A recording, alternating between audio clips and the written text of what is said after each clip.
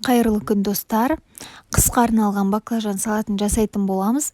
Кеш болып кетсе де мен өстіп баклажан салатын жасап сіздерге көрсетуді шештім.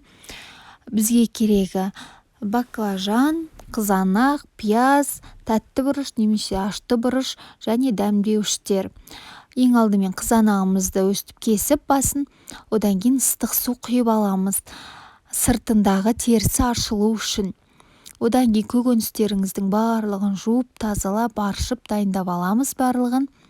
Одан кейін мінекей баклажанымызды алып тураймыз. Өз ыңғайларыңызға қарай турасаңыздар болады, қалай көлемде ұнайды. Негізі осылай 4 бұрышты кішірек етіп турағандарыңыз жақсы болады.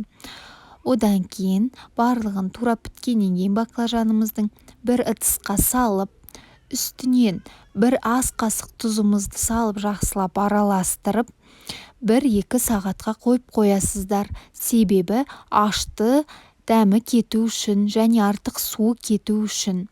Одан кейін отымызға ыдысымызды қойып, қазанымызды, майымызды құйып, осылай пиязымызды қуырып алатын боламыз. Достар, майларыңызды мүлде аямаңыздар. Өйткені бұл дәмді болуы майына да байланысты, сұйық майға. Шамамен 1-1,5 шыныдай сумай кетеді. Одан кейін сарғайғанша, алтын түске боялғанша өстіп пияздарыңыз қуырылады. Одан кейінгі кезекте жаңағы ашылған, туралған қызанақтарыңызды салып, жақсылап қуырып аласыздар. Оған дейін осы бұрыштарыңызды дайындап аласыздар. Менікі тәтті бұрыш, сіздер жартылай ашты бұрыш қосып жіберсеңіздер де болады. Мінекей баклажанымыздың суы шықты, көріп тұрсыздар ғой. Сығып қолмен алсаңыздар болады. Одан кейін мінекей пиязымыз бен қызанағымыз осылай қуырылып, қайнап жатыр. Енді оның үстіне жаңағы тәтті бұрышымызды салып, оны да жақсылып қуырып алатын боламыз. Бұл жердегі процесс жақсылап қуыруды талап етеді. Өйткені қысқа сақталғаннан кейін әрбір көкөніс жақсылап қуырылып, ішіндегі нелерінің бәрі өлу керек. Сол кезде барып банкілеріңізде жақсы сақталып, қыстай атылмай тұратын болады. Және дәмі де жақсы кіретін болады.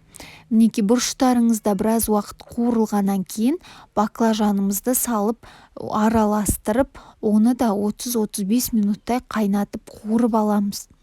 Достар, сонда барлығына 45-50 минуттай кетеді. Бұл жерде жақсылап қуыру және де жақсылап қайнату маңызды. Мінекей баклажанның да жаңа бұрыштың да өз сулары шығып, өз суына өзі қайнайтын болады. Одан кейін барып дәмдеуштеріңізді салып бастайсыздар. Міне баклажанымыз қуырылып жартысына келді деген уақытта ас қасық тұздарыңызды саласыздар. Негізі ас қасықтан көбірек кетуі де мүмкін, одан азырақ болуы да мүмкін. Өздеріңіздің жаңағы салаттың көлеміне қарай дәмін міндетті түрде көріп, астын міндетті түрде араластырып отырасыздар осы уақыт кезінде. Өйткені асты жабысып қалуы мүмкін. Одан кейін мінекей дайындап қойған құмшекерімізді саламыз. Мен шамамен 2-3 қасықтай құмшекер салдым. Құмшекер дейміз, шекер дейміз. Осылай салып, оны да жақсылап араластырып жіберетін боламыз. Бетін жауып, тағы да бұқтыратын боламыз. Міне әдемі болып пісіп келе жатыр. Міне оттың астын міндетті түрде ақырын етіп қайнатасыздар. Одан кейін көріп астын араластырып тұрасыздар.